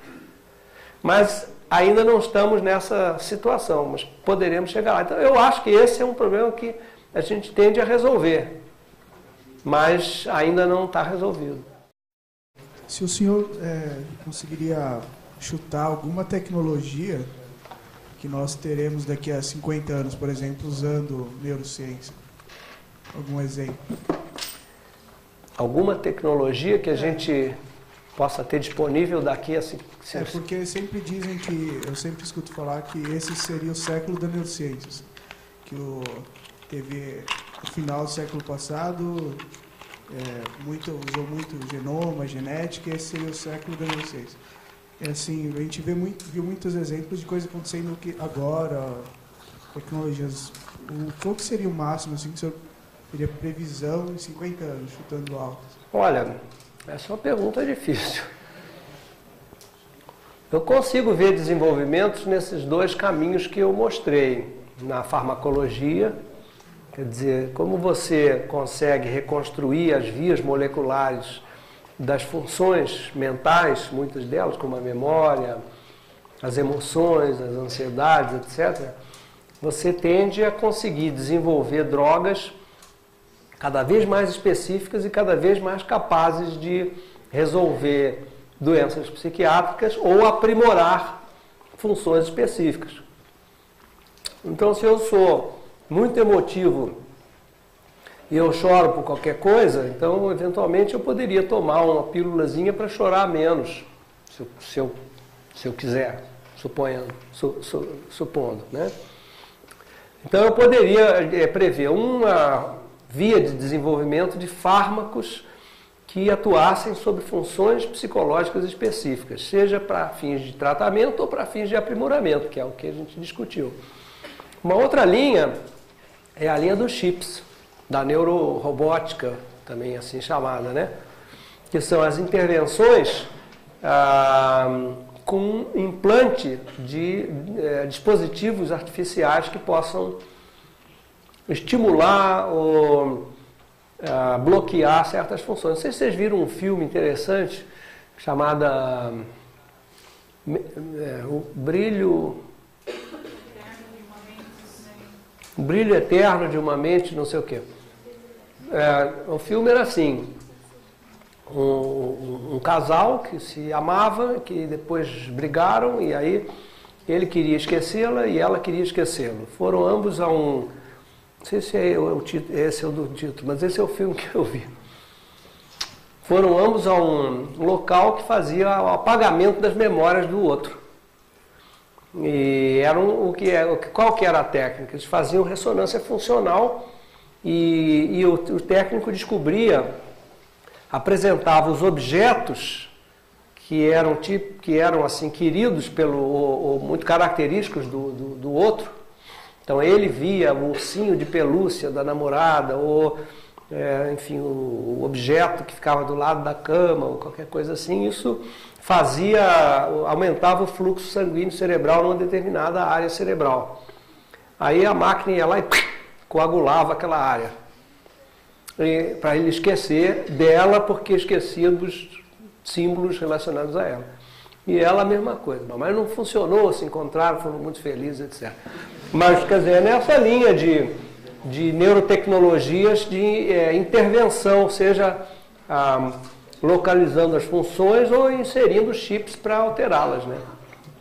Mas não consigo ver muito além disso. Robôs, talvez, inteligentes, seria uma outra linha. Então, você pode utilizar mecanismos que o sistema nervoso utiliza para processar informações e desenvolver robôs, dispositivos artificiais, computadores, etc. Existem computadores adaptativos que são computadores que aprendem, né? E isso é baseado em conceitos de redes neuronais, redes neurais, né? Então, essa seria uma outra linha de desenvolvimento, mas não consigo pensar muito além disso. Mencionado sobre a pílula usada para a memória, existe um procedimento a ser utilizado usando a neurociência que não utilize essa pílula da memória, que você seja capaz de manter um conhecimento ou adquirir um conhecimento, mas assim mais eficaz? Existem alguns procedimentos até intuitivos, assim. Um deles muito simples, a repetição. Porque se conhece desde tempos imemoriais. Quando você quer memorizar uma coisa, você repete, tende a memorizar. Como é que isso produz? A repetição ativa várias vezes o mesmo circuito neural, fortalece as sinapses, isso gera uma mensagem aos genes daqueles neurônios que fazem aderir às sinapses e você então guardou aquela informação. Então a repetição é um mecanismo simples. Outro que se descobriu mais recentemente é que você consolida as memórias da primeira fase do sono. Então, o quente não é você ficar acordado para estudar virando a noite. É você estudar de tarde até uma hora razoável e depois ir dormir e ter uma bela noite de sono, porque você guarda melhor as memórias anteriores se você tiver um sono reparador logo imediatamente aquilo que você está estudando ou memorizando. Então essa é uma técnica que tem uma base científica, porque já se sabe que o sono é um consolidador de memórias.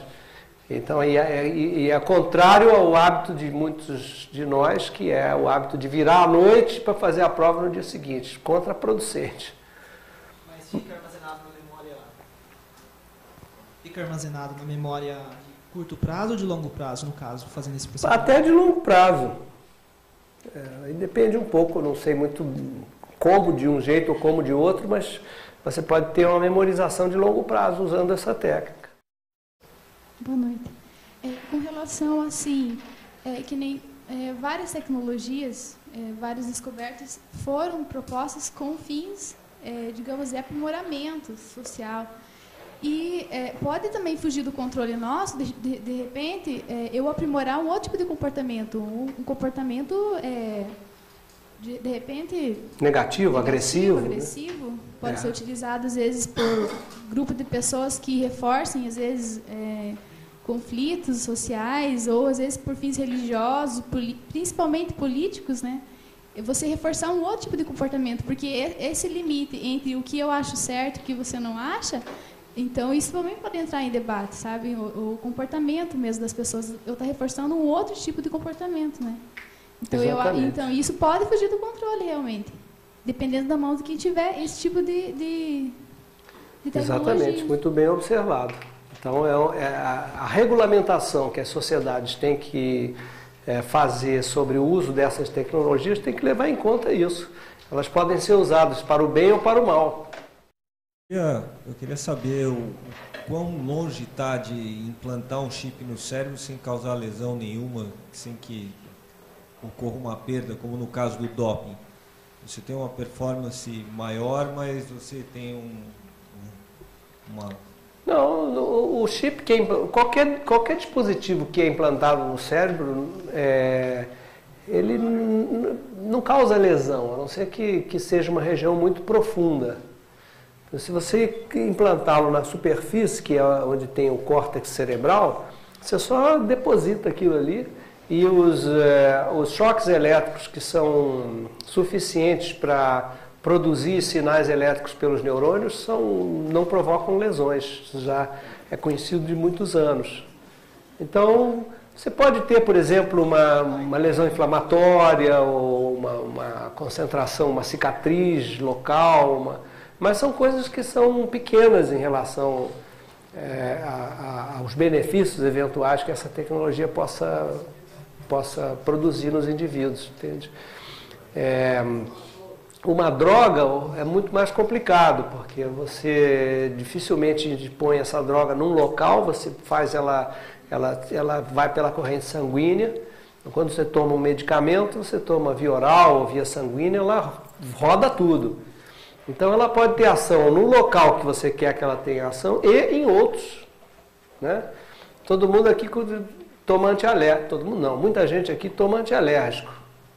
E os antialérgicos muitas vezes produzem sonolência, né? E por que produzem sono? Porque eles são antihistamínicos. E existe um grupo de neurônios no cérebro que produzem histamina e que são justamente os neurônios responsáveis por manter a nossa vigília, manter o córtex cerebral aceso. Então, se você tem um medicamento antialérgico que passa a barreira hematoencefálica, quer dizer, passa da circulação sistêmica para dentro do cérebro, ele vai bloquear esses neurônios histaminérgicos e você fica sonolento. Então você quer um antialérgico, que esses de última geração já são assim, que não consiga passar a barreira. Então ele vai ter ação na sua coceira, na sua asma e tudo mais, mas não chega ao cérebro e, portanto, não te dá um efeito colateral de sonolência.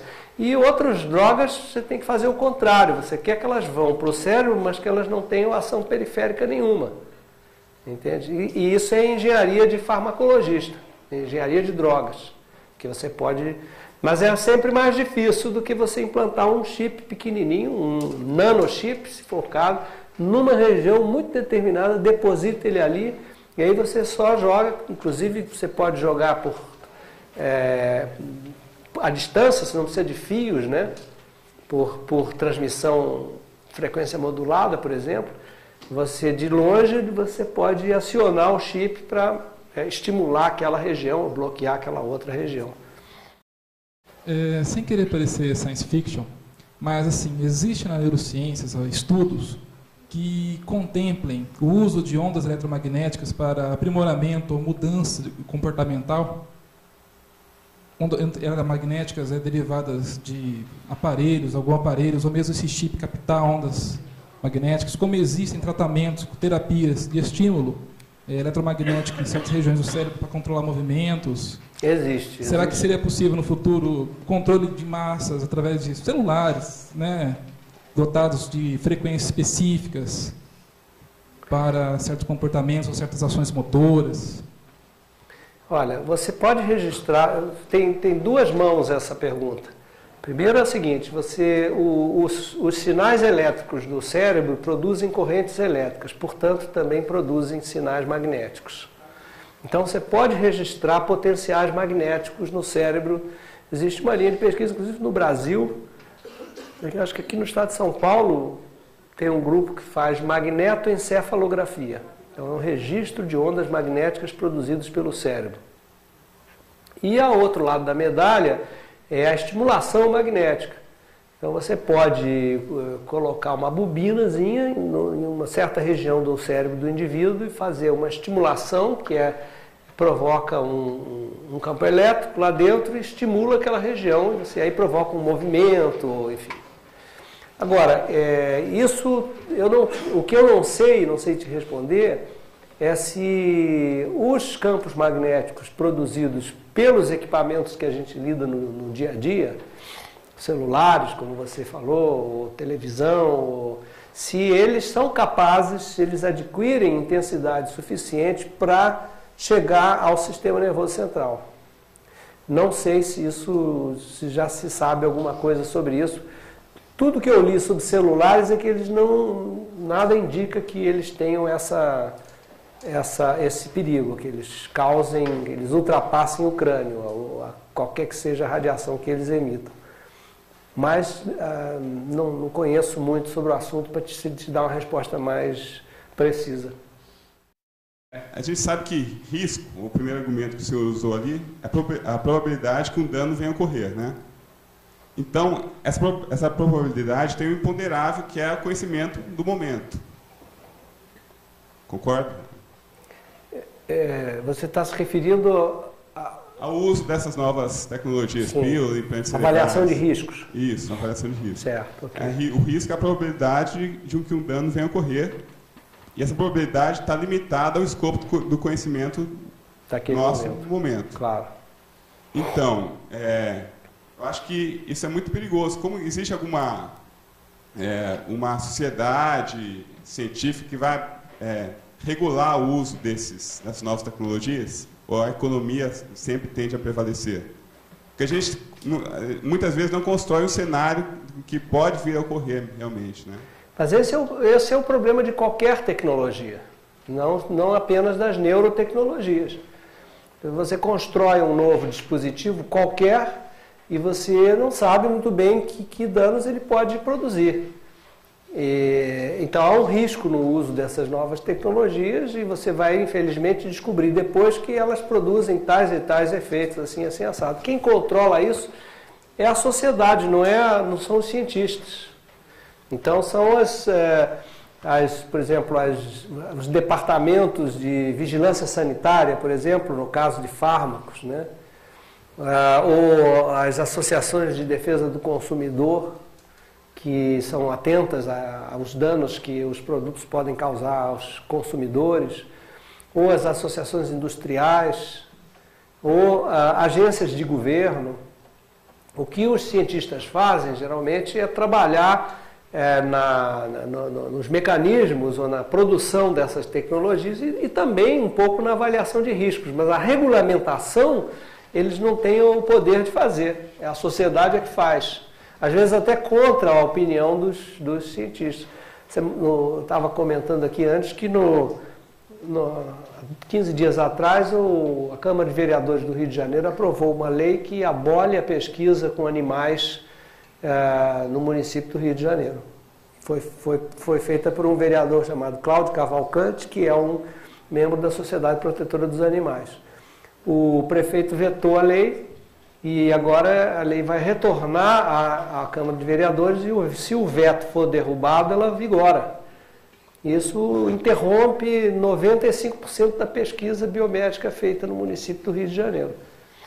Então, você vê, obviamente que os cientistas não estão de acordo com essa lei, estão indo à imprensa, estão falando, está se fazendo vários debates e tal, mas quem manda é a sociedade. A pesquisa envolvendo células-tronco embrionárias humanas foi proibida nos Estados Unidos pelo governo Bush. Foi permitida no Brasil pela lei de biossegurança. Então, o Brasil tem condições, foi permitida na Coreia também, só que a Coreia deu uma pisada de bola porque aquele pesquisador fez aquela bobagem, aquela fraude toda, então representou uma grande crise de confiabilidade na ciência coreana. Mas acredito que seja um acidente de percurso, porque é um maluco que fez uma besteira. O cientista também faz bobagem, né? Mas, quer dizer, nós temos condições de sair na frente. Em célula-tronco embrionária humana, a gente tem no Brasil 2 ou 3 linhagens, uma na Universidade de São Paulo, outra, por acaso, lá no meu departamento, na UFRJ, que são células que foram importadas dos Estados Unidos, estão sendo otimizadas aqui. Porque aqui é mais difícil de retirar, porque tem outros impedimentos legais, como a proibição do aborto. Lá são mais fáceis de obter, mas a lei impede que elas sejam utilizadas. Então você pode obtê-las lá e trazê-las para cá. São contingências, estou dizendo tudo isso porque são contingências que independem do cientista. São contingências da sociedade, são regulamentações, prós e contras, idas e vindas que a sociedade impõe ao trabalho dos cientistas. E não pode ser de outra maneira. O senhor começou falando ali sobre o Gage, o nosso caso inicial que teve a lesão, né? E nele você comentou aí que ele tinha um comportamento moralmente inaceitável, assim, pela questão da lesão. Eu queria saber se a medicina vê também um comportamento eticamente inaceitável, como foi o caso que o senhor falou dos cientistas coreanos, que foi mundialmente visto como eticamente imoral, se ele não seria igualmente uma forma de distúrbio dessa forma cerebral. Se existe, se a medicina vê, assim como moralmente, uma parte do cérebro relacionada com isso, na parte ética também uma relação, uma área do cérebro relacionada com essa região. Porque naquele nosso caso pareceu mais fácil de ver, né, esse distúrbio moralmente inaceitável, assim como eticamente também. Eu queria saber se a medicina vê a parte ética como biologicamente uma parte do cérebro, ou se ele é uma coisa consolidada ao longo da vida, uma coisa assim. Veja só, o que acontece é que o cérebro, ele aprende a se ajustar às regras sociais que a civilização lhe fornece. Então, não é ele que constrói as regras, tanto que elas são mutáveis. O que é moralmente aceitável hoje não era há 20 anos atrás, muito menos há 40 anos atrás. Mas a gente, desde criancinha, o nosso cérebro vai incorporando aquelas regras a um conjunto de comportamentos. Né? Então, quem dita as regras é a cultura, é a sociedade. Compete ao cérebro fornecer um conjunto ou armazenar um conjunto de informações que a sociedade e a cultura me deram ao longo da minha infância, para que eu me comporte adequadamente. Então, o distúrbio de ajuste social dos psicopatas, ele é causado por uma incapacidade do cérebro de fornecer àquele indivíduo essas informações consolidadas sobre as normas sociais, que são diferentes aqui na sociedade dos esquimós, nos indígenas do Xingu, Nova Zelândia, são normas diferentes, mas são normas, cada um tem as suas normas. Então o cérebro não existe no cérebro uma concepção assim, não posso cuspir no chão. A nossa norma aqui é que cuspir no chão não é aceitável. Mas para um aborígene que mora na floresta, no Xingu, não tem o menor problema. Não é? Existem diferenças. Então o que o cérebro faz não é selecionar ou julgar as normas independentes da sociedade, mas é incorporar aquelas normas que a sociedade impõe, que a educação nos fornece, e a gente aí se comporta de acordo. Quando a gente não se comporta de acordo, tem algum problema no seu cérebro. Agora, eu vou me explicar. Há comportamentos desviantes e comportamentos desviantes. E isso não é uma linha divisória que você traça que daqui para cá é crime e daqui para cá não é. Então você pode, por exemplo, se eu achar uma bala aqui que não é minha e eventualmente pegar e comer essa bala, ela não é minha. Eu vi ela aqui e achei que bom comer a bala. É um crime? Não. Mas o que é? É eticamente condenável um pouquinho, mas não é gravíssimo. Né? Então, a questão toda está em como valorizar as transgressões. Você entende? Então, o que o seu cérebro te diz é um pouco isso. Olha, você não pode matar, você não pode roubar, você não pode cuspir no chão em determinadas condições, você não pode ficar pelado na rua, você não pode gritar muito dentro de uma igreja ou dentro de uma sala com pessoas. Aprendeu isso durante a infância. Se você transgride isso, aí o difícil é definir quando que isso se torna uma patologia realmente, uma psicopatologia. Aí não tem resposta. É uma longa discussão entre os médicos. E não é só para as psicopatologias, também é para as patologias físicas. Né? Que tem, às vezes, você está com uma coceira aqui, isso não quer dizer que você tenha hanseníase, por exemplo.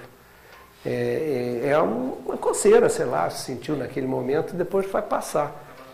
Então, a definição do que é doença e do que não é não é feita por uma linha reta precisa, tanto nas psicopatologias quanto nas patologias físicas, entendeu?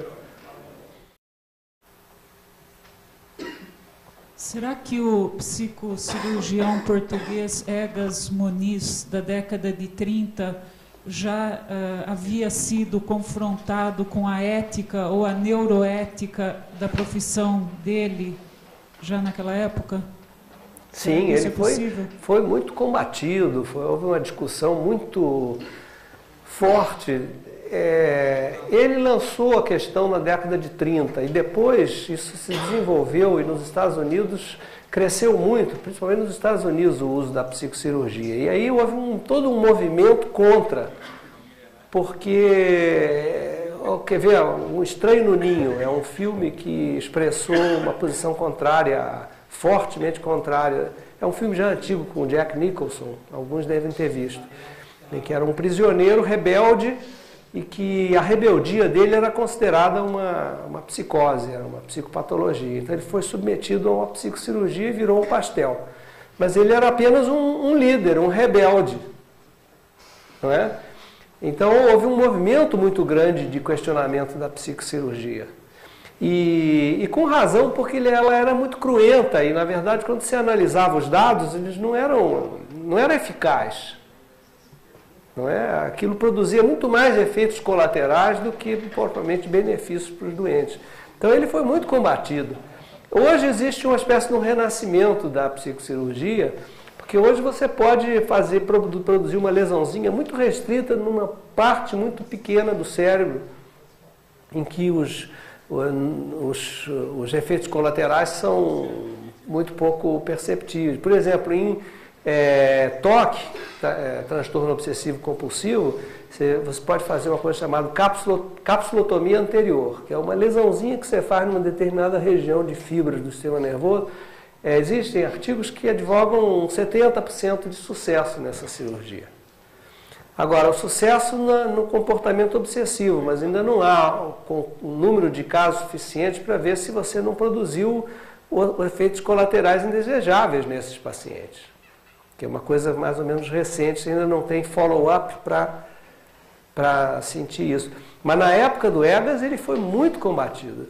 Ele recebeu o prêmio Nobel, acho que foi no fim dos anos 30, em pleno nazismo, pleno predomínio do nazismo na Europa, e isso deve ter influído, né? A coisa da eugenia, da purificação, então criar homens melhores. Então você elimina os psicopatas tirando um pedaço do cérebro deles e pronto. Isso influiu, né? Naquele primeiro exemplo que o senhor deu de um cara lá que teve aquele problema com a barra de ferro, né? Phineas Gage, o nome dele. Isso.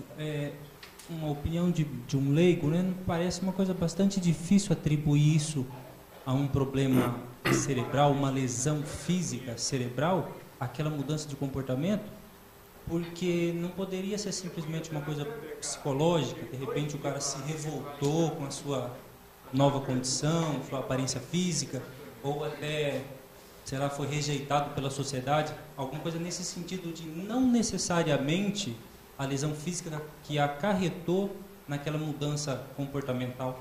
É verdade. Quando você analisa os experimentos da natureza, que são esses casos clínicos, você não tem como fazer o que os cientistas fazem, que são os experimentos controle. Quando você trabalha com animais, você faz uma lesão cerebral num grupo de animais e você observa os efeitos. Em outro grupo de animais, você abre o crânio e fecha sem fazer a lesão cerebral. E num terceiro grupo você não faz nada. Então esse segundo grupo é chamado sham, do inglês SHAM, que pode ser traduzido como pseudo-operação. Então, nesse caso, você vai observar os efeitos de você ter cortado a pele e aberto o crânio sem lesão cerebral nenhuma, e comparar com aqueles em que você fez a lesão cerebral. Esses são experimentos mais controlados. E aí você pode fazer isso com macacos, e de fato foi feito com macacos, nas regiões frontais. E esses experimentos com macacos feitos de uma maneira mais controlada, porque tem o grupo dos pseudo-operados, indicou que o desajuste social, que macaco tem regras sociais também, né? Se deve à lesão cerebral e não a esse contorno que você se referiu. Então, por extensão, você justifica da mesma maneira os casos de lesão humana. Mas no caso dos humanos, você não pode fazer um voluntário abrir só o crânio, fechar, e você não pode fazer isso. Não é eticamente aceitável. Com a indústria cultural, a massificação, né, a atuação da mídia, faz com que seja perigoso para a população também. Mas é a ciência que sempre, vamos dizer, é acusada, não é? Por quê? Porque é a comprovação, não é?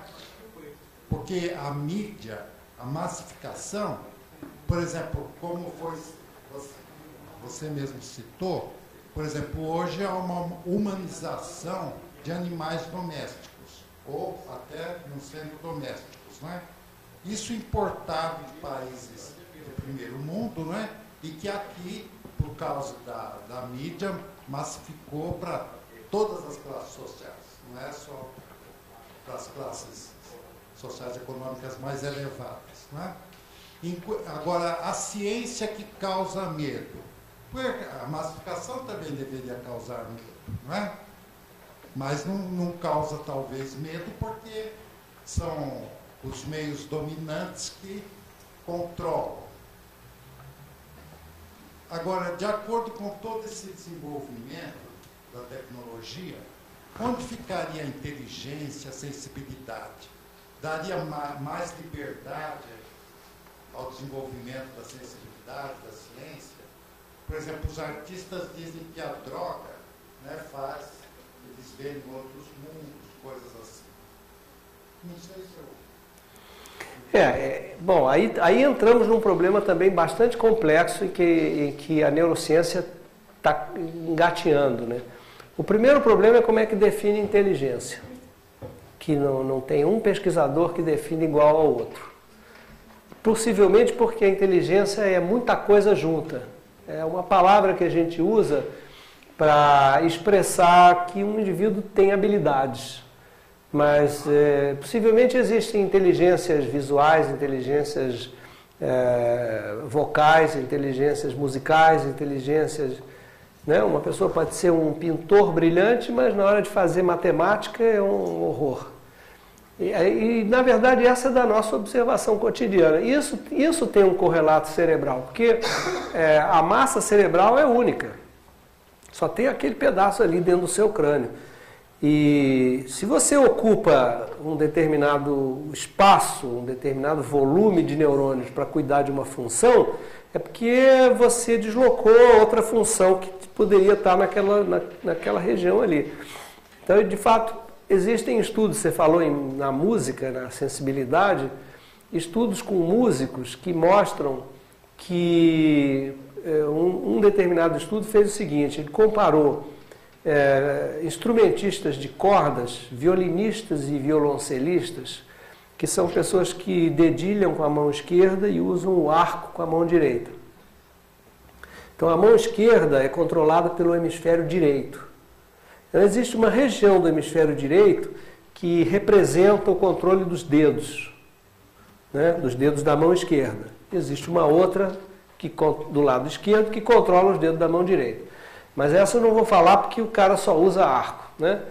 Então, nesses músicos, os músicos que aprendem o violoncelo ou o violino quando crianças, têm uma região no hemisfério direito, a região de representação dos dedos, muito maior, quer dizer, um número de neurônios muito maior para controlar os dedos, do que os músicos que aprendem tardiamente, e estes muito maior do que os não músicos. E o que a gente conclui com isso? Que durante o desenvolvimento daquele indivíduo, houve uma atribuição de maior número de neurônios para cuidar dos dedos da mão esquerda, possivelmente pelo treinamento, porque os músicos que começaram tardiamente, já o número é menor e os não músicos menor ainda. Mas se eles têm um aumento da área dedicada aos dedos da mão esquerda, possivelmente eles são maus jogadores de futebol, porque teve que diminuir o número de neurônios que controla as pernas. Então, na verdade, a inteligência é uma, digamos, uma administração de alocação de neurônios para determinadas funções, que tem uma determinação genética e em cima disso, uma grande influência do ambiente. Se você acertar num menino a sua determinação genética com o treinamento, ele vai ser um gênio da música, da literatura, etc. Mas nem sempre a gente acerta, porque a gente busca os caminhos, a gente não sabe muito bem o que a genética nos, né, o que a genética nos reserva em termos cerebrais, e aí você tenta uma coisa, tenta outra, e você vai, né, nem sempre você acerta. Aí você vai ser cientista e, na verdade, você devia ser cantor lírico, mas você não sabe o que o teu cérebro te reserva. Então você tem que tentar. E só dá certo quando por acaso coincide a sua genética com o que você foi treinado. Então, isso é válido não é só para as habilidades, mas é válido para as emoções, é válido para a capacidade linguística, né? Pessoas que sabem muitas línguas, os poliglotas, têm a quantidade, o volume de área cerebral destinada à linguagem é maior. Isso pode ser medido hoje por ressonância tranquilamente. Então a inteligência, na verdade, não pode ser definida porque ela é múltipla. Não sei se respondi a sua questão, mas a da massificação eu não tenho a menor ideia como é que eu posso responder, para ser sincero.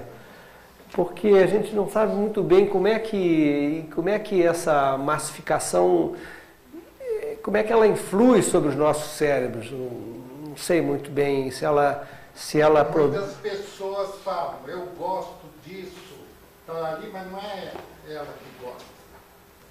Bom, mas está sendo imposto pela minha.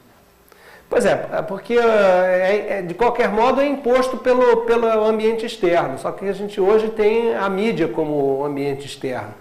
Mas antigamente era a Igreja Católica, né? Durante a época medieval, todo o comportamento na Europa era mediado, imposto e forçado pelos desígnios da Igreja Católica. E em outros tempos eram outras religiões, outros costumes. Hoje o ambiente externo é conduzido pela mídia, digamos assim. Mas o que a gente tem que considerar é que é o ambiente externo que está orientando o nosso cérebro a seguir um caminho ou outro caminho. Então, acho que você tem razão no diagnóstico de que a massificação induz o pensamento uniforme, né, a aceitação sem pensamento, sem reflexão de determinados conceitos.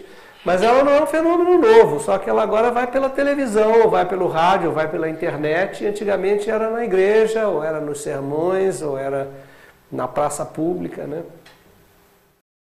Boa noite.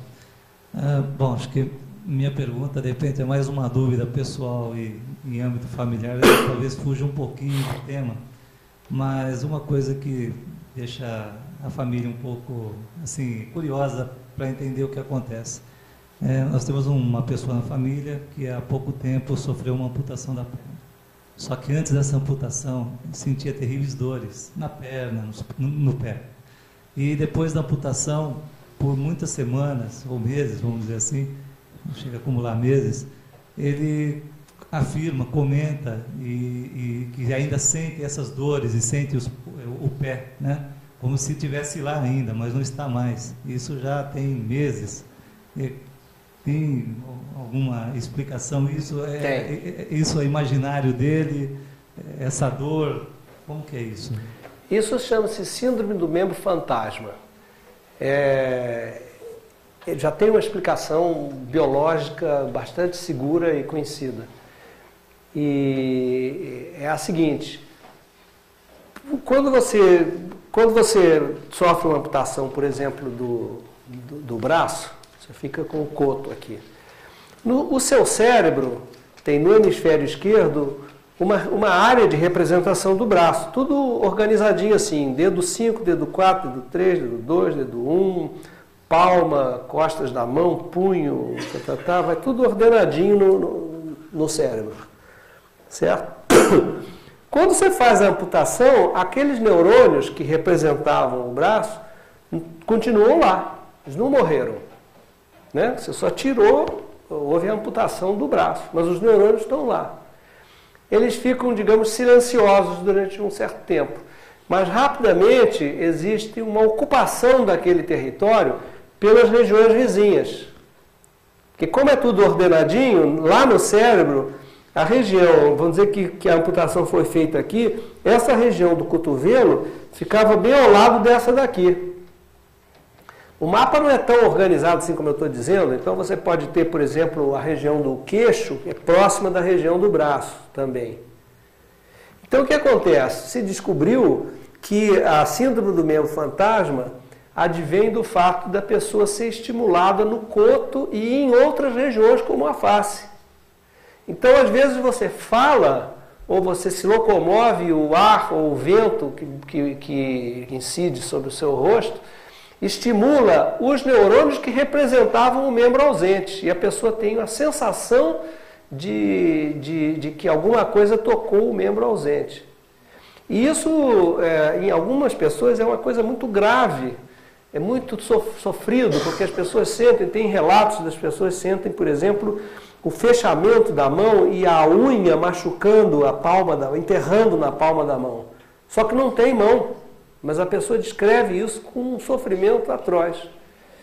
E tem um tratamento que se faz, que nem todo médico conhece, mas que é simplésimo e que alivia muito esse tipo de síndrome do membro fantasma, que é simplesmente o seguinte: a pessoa está se queixando do fechamento, do cravamento das unhas, você coloca um espelho, assim, nessa posição aqui, de modo que ele possa ver por aqui a imagem da mão existente.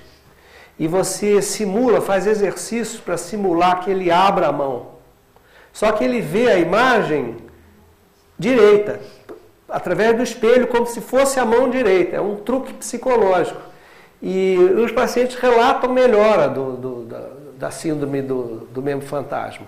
Principalmente quando é dor. Alivia. Porque a pessoa tem a sensação, e tudo consciente, né? A pessoa não está hipnotizada, nem dormindo, nem nada. Está consciente que aquilo é um truque. Mas, de fato, alivia, porque a pessoa tem a sensação de que a mão abriu a outra, através da imagem no espelho. Existe publicado no Brasil um livro chamado Fantasmas do Cérebro, que se você é uma pessoa da sua família, ou se isso interessar, está nas livrarias.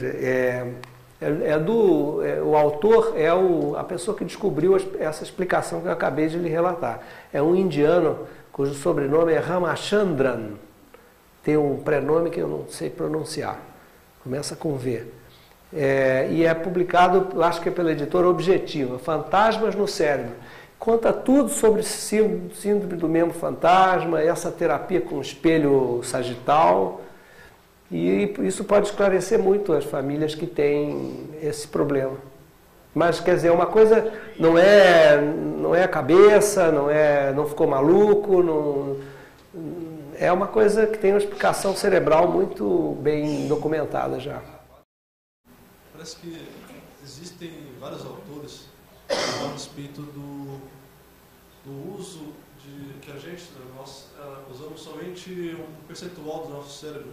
Qual a veracidade disso diante dessa nova neurociência? Não é verdadeiro, a gente usa o cérebro inteiro. Só que a gente usa como? Predomina num certo momento uma determinada área, num outro momento outra área, num outro outra área. Agora não tem uma região de reserva que fica ali quietinha para você usar um belo dia, entende? Você usa tudo. Agora, por exemplo, eu estou usando muito as minhas regiões linguísticas, que estou falando. né? E estou usando muito as regiões do córtex que estão controlando a minha mão direita, porque eu estou gesticulando. Mas o resto está aqui meio parado, a parte motora, né? Mas não quer dizer que ela não esteja ativa, porque imediatamente eu posso me mover e eu posso parar de falar. Então, na minha vida cotidiana, eu uso todo o cérebro, toda a maquinária, dando ênfase a uma ou outra região de acordo com cada situação comportamental que eu esteja atravessando em cada momento.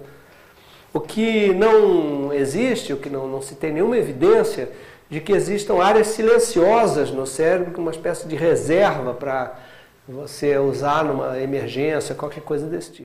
Bom, gostaria de avisar então que a próxima palestra vai ser 16 de maio, terça-feira, às 19 horas, nessa Vitória. Essa é a professora Lourdes Isaac, da USP de São Paulo. E o tema da palestra é o sistema imunológico. Então, vamos agradecer novamente, professor Gilberto Mendes, por essa palestra.